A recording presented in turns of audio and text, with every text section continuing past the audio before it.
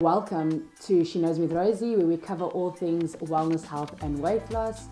We predominantly specialize in plant-based weight loss for women, and we're currently busy with a 3-part series, and this is part 2 with regards to why carbs don't make you fat. If you haven't watched part 1, I recommend you click on the link. We'll attach the link for part 1, that you just got a bit of a foundation of what we are talking about today.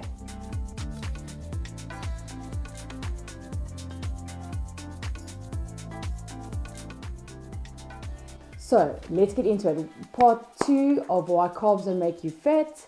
There are 4 topics we're going to be covering. Okay, number 1, macronutrients and how the body utilizes each one of them. Number 2 will be Denovolipogenisis. Number 3 will be calorie density and portion controlling. And number 4 will be glycogen and water weight. Okay, let's start with macronutrients and how they are utilized in the body. Firstly, what is a macronutrient and why does this even matter? Okay, macronutrients are basically a ratio of nutrients that make up a food item, and you will have your carbs, proteins and fats that will make up a food item. You have alcohol as a macronutrient that's completely separate on their own, but for the sake of me explaining macronutrients, we're going to keep to the food items. Let's start with the macronutrients and the amount of energy they provide the body.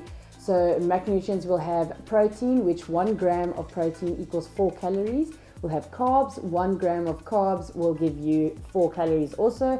And then you have fats, which 1 gram of fat gives you 9 calories. And then with alcohol, 1 gram of alcohol gives you plus minus 7 calories. Okay, for the sake of this video, let's compare the macronutrients, fats and carbs, because we are focusing on weight loss here. Our brains are still wired in a primal manner. That hasn't changed over the years, and it'll do what it has to keep us safe and alive.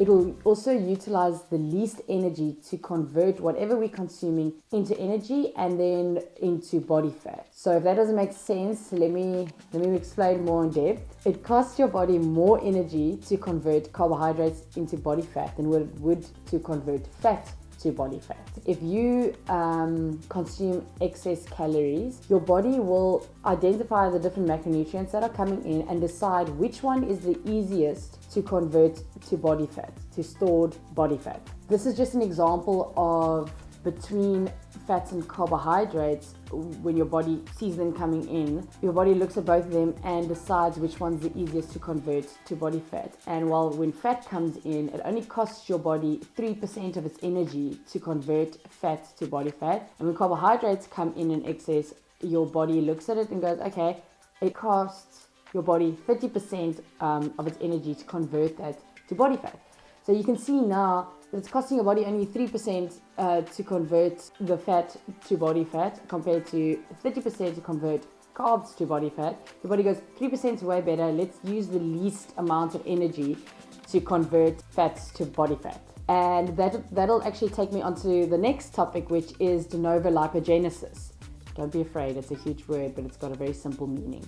Denovolipogenisis is just a schmancy word for converting carbohydrates to body fat.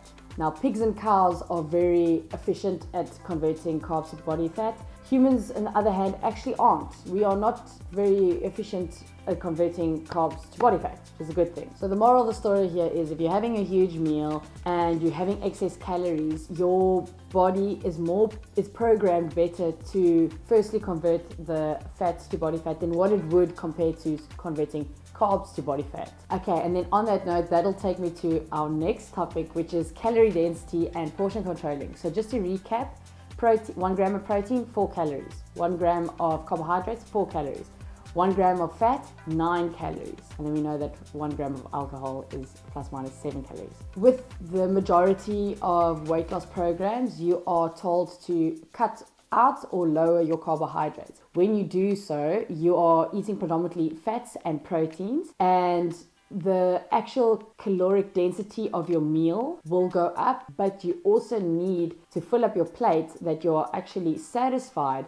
But with doing that, you're putting yourself into a calorie surplus as we just spoke about now, the fats are higher in calories than the carbohydrate. Also, once again, I did mention this in part 1, we are not demonizing any food group here. I'm just giving you the facts behind the thermodynamics of weight loss and weight gain. With this low carbohydrate diet, as I mentioned, your portions are very much controlled, and you would walk away from a meal and not feeling physically satisfied. So you don't have that fullness that you actually can walk away and go do something else and not think about food. You could probably eat more at the end of that meal. But when it comes to portion controlling and all of that, we're going to go much more in depth in part 3 on that topic with regards to satiation and stretch receptors that actually play a huge role on how you feel after you've chowed a meal. And with not feeling satisfied after your low carb meal, over time you'll have this urge and compulsion to eat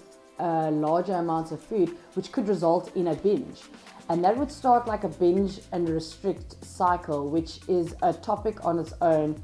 And your goal when focusing on weight loss is to not feel deprived, to be consuming nutritious food full of vitamins and minerals, to feel satisfied after a meal, and then actually be able to maintain a specific way of eating for life. That's the goal here.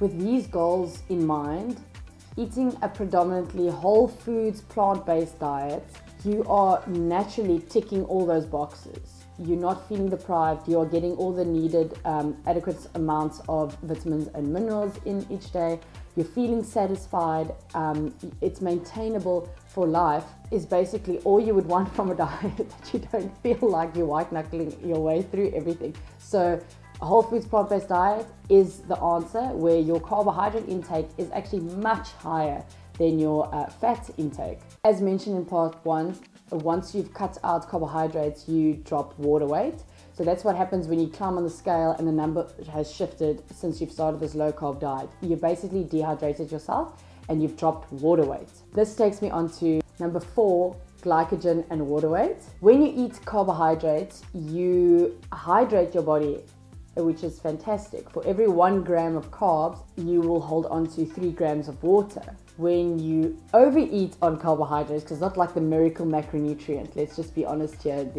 like I say, thermodynamics, you have to be in a calorie deficit to lose weight. But if you overeat on carbohydrates, your body will take the carbohydrates, convert it to glucose. Glucose will then be converted for energy, and then whatever's left after the conversion to energy will be converted to glycogen. The glycogens will then get stored in your liver and your muscles. Whatever then, after all of those things, hasn't been utilized, will only then be put into body fat. So as you can see, it's quite a process. Your body has a lot to do with glucose. It has a lot of roles that it can play with it. So last resort, then only will it, but you've got to eat a substantial amount of carbohydrates to get to storing to body fat. All right, I hope everything made sense with regards to going a bit more in depth on the topics regarding weight loss and why carbs don't make you fat. Thank you so much for watching. I'll appreciate it so much if you can support my channel by liking and subscribing. And as mentioned, part 1 will be linked up for you to check out as a 3-part series. See you in part 3.